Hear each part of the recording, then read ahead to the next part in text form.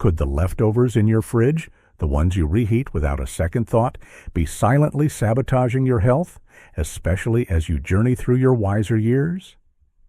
It's a startling question, but the truth is, some common foods, when warmed a second time, can quietly contribute to digestive distress or drain your energy.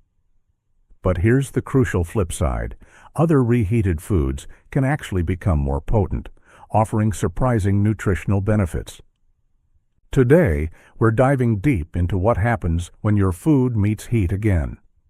We will uncover which everyday meals you should approach with new awareness when reheating, and which ones can genuinely become your allies for vitality. This isn't about fear, it's about arming you with essential knowledge. The distinctions are important. Stay with me to discover these vital insights. Let's begin with good news. Some foods gain nutritional advantages when carefully reheated. First, consider oatmeal.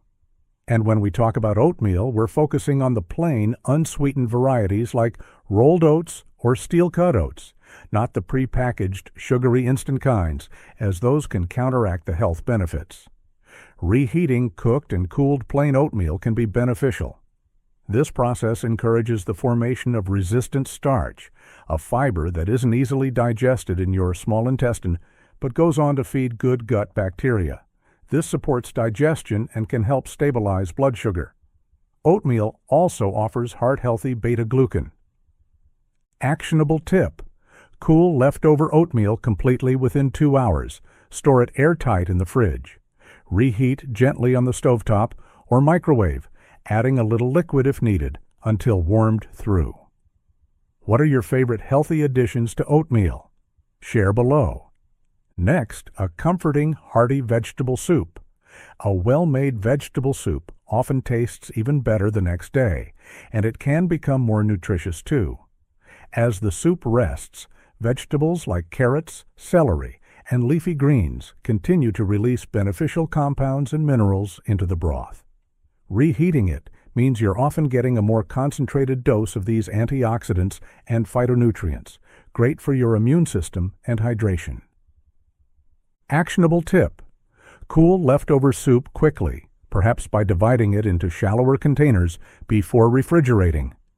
Reheat thoroughly on the stovetop, bringing it to a gentle simmer until it's piping hot all the way through. What's one vegetable you always include in your soups? And what about brown rice? Similar to oatmeal, cooked and cooled brown rice develops resistant starch. Reheating it properly, perhaps by adding a tablespoon of water per cup of rice and warming it covered, either by steaming or in the microwave until steaming hot, makes it a fantastic source of steady, slow-releasing energy. This is gentler on blood sugar than many refined carbohydrates. Brown rice also provides magnesium for nerve function and B vitamins.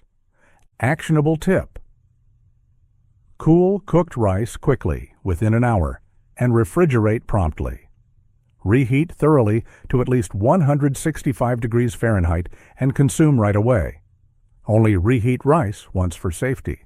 If you're finding these tips on beneficial reheating helpful so far, please take a moment to give this video a thumbs up. It really helps support our channel and lets us know we're on the right track. Now, while those foods can be allies, some common items are best enjoyed fresh. Reheating them can pose risks, particularly for more sensitive digestive systems. Let's talk about eggs. Freshly cooked, eggs offer high-quality protein and vital nutrients like choline. However, when you reheat cooked eggs, especially in a microwave, their protein structure can toughen, making them harder to digest and potentially causing discomfort or bloating. If fried or scrambled eggs are reheated, the fats can also oxidize, creating less desirable compounds. Actionable tip: it's best to cook eggs fresh and enjoy them immediately. Hard-boiled eggs are perfectly safe to eat cold from the refrigerator. Try to avoid reheating scrambled or fried eggs. Another food to be mindful of is cooked mushrooms. Freshly cooked, mushrooms are delicious. However, their complex proteins are delicate. When cooked mushrooms are cooled and then reheated, these proteins can break down in ways that might upset your stomach. More critically, if mushrooms, especially those cooked with fats, aren't cooled and stored perfectly, they can become a risk if then reheated at insufficient temperatures. They also lose nutritional value. Actionable tip: aim to cook only the amount of mushrooms you'll eat fresh. If you do have leftovers, cool them very quickly. It's generally safer to enjoy leftover cooked mushrooms cold, perhaps in a salad, rather than reheating them. If you must reheat, ensure they reach a very high temperature throughout. And finally, a comfort staple: white potatoes. Reheated, their starches can cause sharper spikes in blood sugar, leading to fatigue. More significantly, if cooked potatoes are left to cool slowly at room temperature before refrigerating, spores of Clostridium botulinum bacteria can potentially germinate and produce toxins. Thorough reheating kills active bacteria but won't destroy heat-stable toxins if they've already formed. Actionable tip: it's safest to eat potatoes freshly cooked. If you do cook extra, cool them rapidly in the fridge. If reheating, ensure they are piping hot throughout. Or enjoy leftover cooked potatoes cold, as in a potato salad. Avoid reheating starchy foods in plastic containers.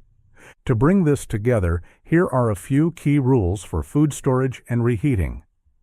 Cool quickly. Cool cooked food as rapidly as possible, ideally within 2 hours, before refrigerating. Divide large batches into smaller, shallow containers. Store smart. Use airtight containers to prevent contamination and maintain freshness in the refrigerator. Reheat thoroughly. When you reheat foods that are safe to reheat, ensure they reach an internal temperature of 165 degrees Fahrenheit. They should be steaming hot. A food thermometer is a great tool. One and done. As a general rule, try to reheat leftovers only once. When in doubt, toss it out.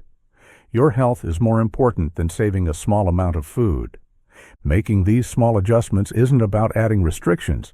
It's about embracing practices that support your long-term health and independence.